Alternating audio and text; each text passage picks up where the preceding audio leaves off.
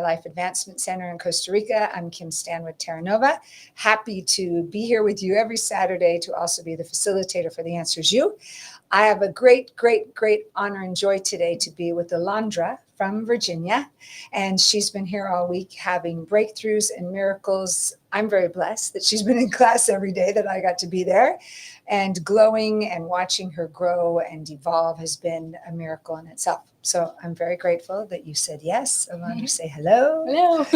And we would love to just hear about your journey this week. So please, I want to begin with, you mentioned, when I mentioned to you and asked, like, how did you find out about rythmia and what was your aim to coming here? I know you said it wasn't something so specific, but you still had aim to get you here. Mm-hmm. So could you talk to me about that, please? Sure. So I Googled. So I'm a medical professional and my husband is one as well. And I've been exploring a lot of other ways to treat some of the more common things that we see in healthcare. And we see that we both share the knowledge and awareness that the system or the things we have in place to help people are not always the best thing, and people stay stuck in situations. And we've experienced some of that ourselves. And so we've started to learn and explore other ways to live, and particularly healthier ways to live. And so once you work through like the meditation stuff, the exercise, the eating healthy, and the, going to therapy, perhaps I've been in therapy for several years. Then you start wondering, like, there's got to be something else, And so that's what led me to research. I've also, because I'm in medicine and I deal with a lot of patients with depression and anxiety, and I have dealt with depression and anxiety. And I see some of them getting better, or some of them stabilize for a while, but they kind of stay there. They could be living better. And I see that and I know that. I started to wonder, like, what else is out there. And as we know, there's a lot of research going on into other alternative therapies for mental health. And so that's what's led me to start searching and learning about it. People in my life. That. Yeah. I love that. I just want to acknowledge you for that right there, because you didn't say that to me on the way in, and I love that and appreciate that. That here, a beautiful soul who's in the field of medicine. Yes. And you're seeing where there's only so much, this is my interpretation of what you said, there's only so much that's being done, and we could go deeper. Yes. That isn't always the traditional path of medicine, right? There's more extra. And so you came here in part of that search. Right. For myself and for my patients, because I see them struggling. And I've been taught a specific model of medicine and how to approach illness. But since COVID, I have seen a huge increase in mental health in my clinic. And I don't have any training in mental health. I'm a family nurse practitioner. So my training is in treating colds, diabetes, hypertension. And so a lot of the patients I was seeing was more anxiety, more depression. I'm an empath. I love to listen to people's stories. I love listening to what people struggle with, but I often fell short of how do I help them. And then I also would take on some of the suffering and some of the pain, and I didn't know how to process that in myself or in my body. And so I started to explore, like, there's got to be other ways, and there's got to be a better way to help people heal, especially in the U.S. I feel like I'm originally from Mexico, but I've spent all my life in the U.S. and I see and I've traveled a lot to different countries, and I see the contrasts in life that we have, and I see how sick our way of life is making us, and how it's making our patients sick. And I have children, and I just constantly ask myself, is this the life I want for them? You have a recipe, right? Traditional of life for yourself and for your kids. And I did all of that, and I've accomplished a lot. And then it's like, okay, once you accomplish all that, then what? And it's like travel or, blah, blah, blah, blah, blah. Like, there's so many things, but that wasn't bringing me fulfillment. And then it also was like, I don't want my children to live like I live. I don't want them working, constantly. Every single moment of the day is booked with something. And there's no time to connect with them. Because their schedules is full of activities. Well, we all fill up our schedules, and you're exactly right. Our children, we do pack them in these days. Yeah. It's like 5 days a week. Yeah. One day's piano, the next day's Right, dance, the next right. day's. So I'm so grateful to your authentic desire for something more. It wasn't just, oh, I'm in pain, I got to go. It was, Right. there's discomfort in me, is what Yeah. I'm hearing, and there's more. There was just, yes, and there's a lot of awareness. Yeah. That our the medical system, the way it is structured, or the way I'm trained to practice in it, and I'm seeing this with every patient. The patients that are coming to me, it's not like a story that I'm following from the media or from wherever, because we hear some of these things from people like, oh yeah, America's making us sick. It's more of what I have seen personally, and I've been in healthcare for 23 years. Like, I've seen a lot, and I've started in oncology, and just kind of I've had exposure and experience with a lot of different people. And when they would come to me and I have 15 to 20 minutes to take care of them, and they have so much, it would get overwhelming, and I didn't have always the answer. I'd be like, so how can I help you? And it's like, I want a prescription. Yes. But that was just like, I fix. knew it was a quick fix. Yes. And they know it's a quick fix. And sometimes we need a little bit of assistance. I'm not, because I have used medications before. We need sometimes a little assistance to get us through things. Over the bridge is what I always call it. Like, we need help over that bridge so we can stabilize. And there are things that medicine does very, very well. But there's a better way. And so I opened myself up to it. Some family members have experience with not with ayahuasca, but other natural medicines. And so they kind of started to help me remove a lot of these barriers and boundaries around that. I have some pretty stiff, or I had some pretty stiff judgments and blocks to it, because like as a kid, like so drugs. I just love how you switched that. I have some to I had some. I had some. So what do you, where does that even fit in your life after this week? Yeah, nowhere. Like I'm open to everything and anything, because I have seen the possibilities of exploring other ways of life and other ways of treating illness and other ways of living life, that I'm like, so anything is possible. So anything is possible. Yes, for us to catch that here, that you caught it. Thank you. I mean, I was a dare kid. I don't know if people can relate to being a dare kid, but it's like drugs, it's a training you get as a kid, sure. Or they're like constantly pounding, stay away from drugs. In fact, I won an award for writing the best dare essay when I was a kid, and I was always so proud of that. And I have stayed away from, recreational drugs. I've never tried anything outside of prescription medications, because I've been too afraid, and I had all these judgments. Truly, they were just judgments and fear. And you still got here. And fear. Yes. A lot of fear around, because we hear that drugs damage families, drugs destroy you, drugs kill you, alcohol, like all of that stuff. And so I had to push through that fear first. And then I told myself, don't read anymore. You already decided that this is where you're going. I wanted to make sure that it was a place that was safe, that I had the support that I needed, that it was comfortable. All those words, safe, support, comfortable, beautiful. So I went on Google and I just looked for ayahuasca centers, and this one's the first one that popped up. I didn't even read a single review, because I didn't want to get any information like that in my brain before coming, because I was afraid, but I knew I wanted to jump into the fear. And so and you did. I said, just all I need to know is how much it costs. How do I get there? Who takes me? Like all of that stuff, the little details. And my husband was very supportive, and he said, if you feel the calling, go. And it's a funny story, because in January I made a vision board, and I had all these little things, and there's definitely, I drew like a path with a lot of different colors, and then I drew, I had a cutout of a picture of Peru. I love to travel. I love to explore culture. And so I was like, oh yeah, I'm going to go to Peru and just, enjoy culture. And I was so wrong. It was this all along. But Spirit knew that your core intention was still on that board. Yes. And that's what's so beautiful. whether it's a vision board, whether it's an intention, an affirmation, Yes. there's an aim. Yes. And you told the universe, I have this aim. Yes. And I had all these like supporting affirmations about myself, like what keeps you from feeling good about yourself? Take one day at a time, like all these little like affirming things that make perfect sense now.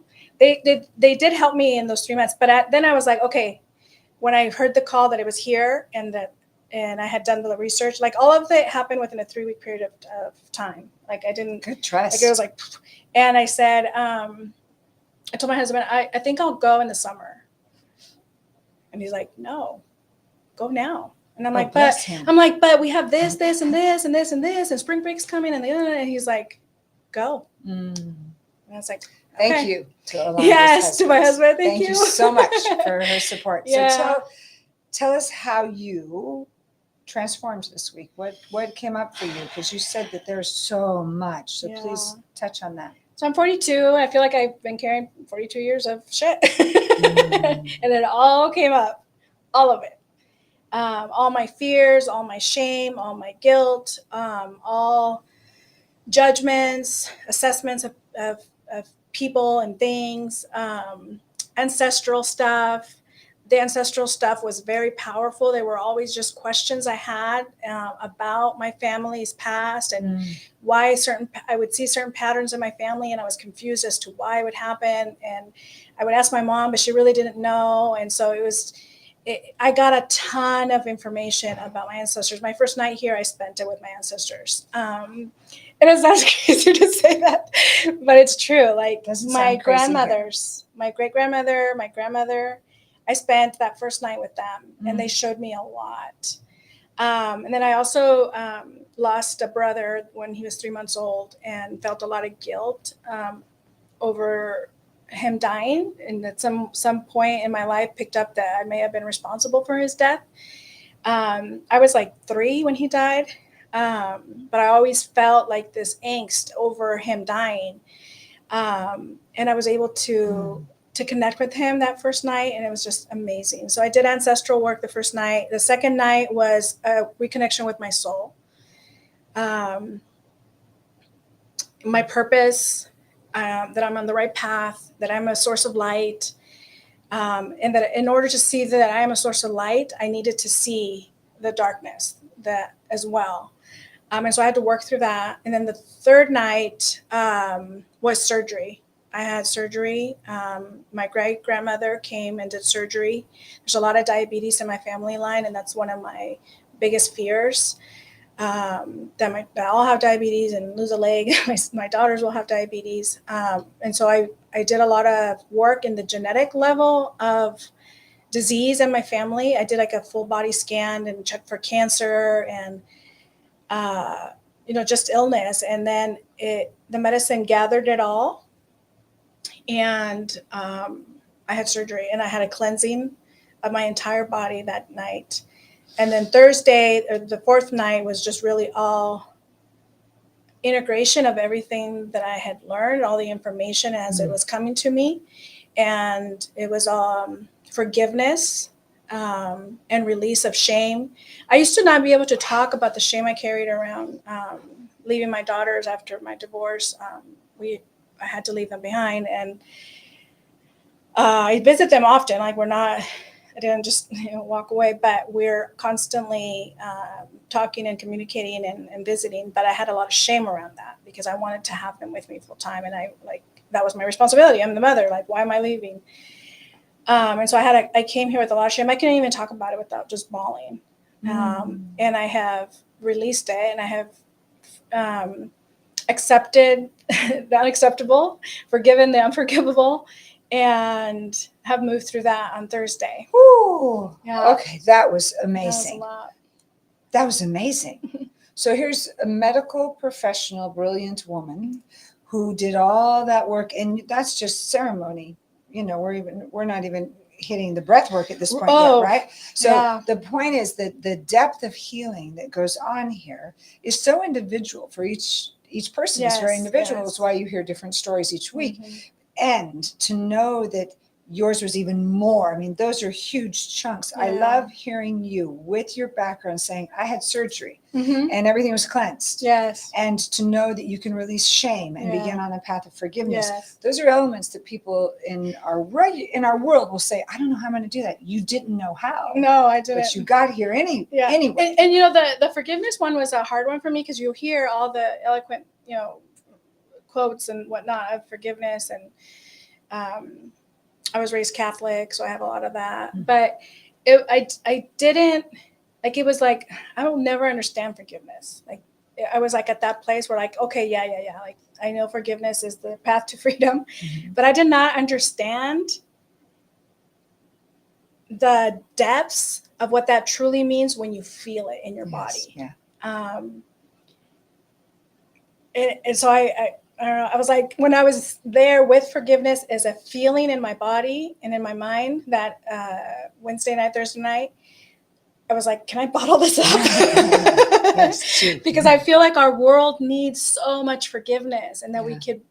we could have such a better world for all our kids, Mhm. you know, our loved ones, because that's really all everybody wants for each Mhm. other, you know, is that. And if we could bottle up forgiveness, I think we would live in such a better world. I think we're going to bottle up Alondra. I think that's what I want to bottle up, is just bottle up all of this. Yes. Now tell us how is the other elements of Rhythmia for you? How did you find that all those insights profound that came to you in ceremony, you know, moved into your breath work, into class work, into the spa? How did it all work for you? Yeah, so I've had exposure to a lot of the therapies that are offered here, and I'm very impressed with the amount of additional resources that are provided while you're here, because I think they make all the difference, especially if you haven't experienced the additional support. Because I've been dealing with anxiety for at least 7 years. I've learned a lot of the techniques and the tricks and how to deal with it. And so I came with some of the tools, but my mind was blown with the additional tools. I thought I knew breath work. Nothing like we get here. Yeah. And breath work, a lot of stuff happened in breath work for me, and as well as other people that I've shared stories with while I've been here. A lot of release, a lot of stuff like clicks during breath work. You get back into your body if you've been somebody who leaves your body for whatever reason. Like, it brings you back continuously. It learns to trust yourself, your breath. And then there's a amazing spa. It's true. Spa's amazing. Amazing. There's cold plunge, and I like comfort, and so for me, it's like I want to be warm and cozy and comfortable. And I've learned about ice therapy, and I know about it. And I've read about it, and I've tried it a little bit, but it's like I can't stand it. I can't do it. No. And I've been able to do it every single day that I've been here, and it has been incredible. Incredible. And then there's mud, you know, that you can use to cleanse your body. There's massage. I mean, this place is amazing. I'm so impressed. I'm so impressed. I want to tell everybody. I want to go home and tell everybody. But I'm gonna look like no, you explain it. Your articulation of it is clear. It's super clear. Yeah. And your voice is to be heard, because especially with your background, to know that I found another modality of healing and many modalities, and it's right here. Yes. I want to give it to everybody. I love and know my patients. Like, it's going to be hard to watch my patients struggle, and I don't know. I mean, I know that I'm going to figure out a way to communicate that's from the heart, and then guide people when they come seek my help. For different things. I feel empowered in the ability to do that for them. And so I'm excited for that. But there's just so much healing here in the breath work, in the spa, in the yoga classes, in the conversation with whoever's here with you when you're here. I'm gonna get chills. We did collective healing. Yes. I'm able to look people in the eyes and not shy away from it. And I've missed that. Oh, beautiful. I have missed that because we're busy. We're distracted with our phones. We're busy. I got to move to the next patient. I got to go. And we don't give people the gift of looking them in the eye. And I found that here again. And it just, It's so, so healing. How is life going to change? I mean, just even with that, for you when you're home, how's it going to change for you?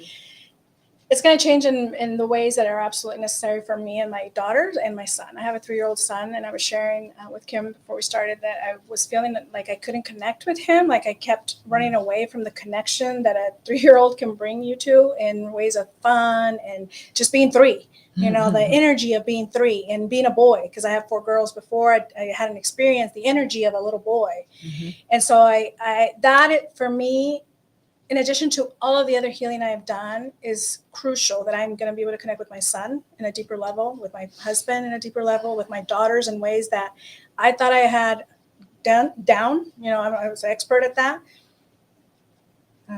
I'm going to be able to connect with them and stay connected with them and not run away from their pain and not run away from their decisions that I don't like. And I'm going to be able to hold a space. And I think, and for my patients, because I am a healer and I'm a server, So it's everything in life. In every area of your life, things are going to be different. They're going to shift drastically. I can feel it. I have to say that fear does come in when you're here, and it tries to tell you that it's just because you're here. And there's work. The program is set up to where you have the tools to integrate when you go home.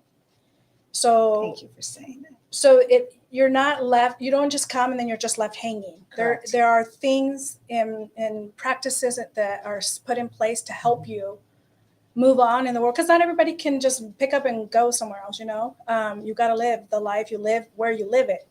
And so there are tools to help with that. And I know the struggles of the American way of life, and I have tools to take it with me and work through it. And there's just a lot of support that's still going to be available for you as you navigate things. You just have to be open, and you have to ask for help. And I was not huge lesson this week is about asking for help. I don't ask for help. I don't need help. I'm an independent, strong woman. Up until now. Now I'm like, now no, you're willing. help me. When we really shift our understanding of when we ask for help, we're in the space of receiving instead of repelling things away from us. I could literally write a book about this week. I really could. There is just. Oof. I want to invite everyone to really catch what Alondra is pointing to is every detail of your life is going to shift. Everything, so even though she came for certain things, every detail of her life is going to shift. And I think that's true for everyone here. Yep. Is that when we re-enter our world, wherever we fly home to, then the relationships are all shifting with you because you've changed. Exactly.